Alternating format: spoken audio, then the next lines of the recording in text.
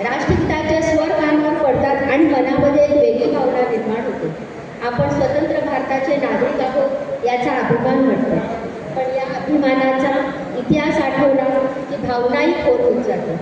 आपल्याला मिळालेले स्वातंत्र्य हे सहज मिळालेले नाही.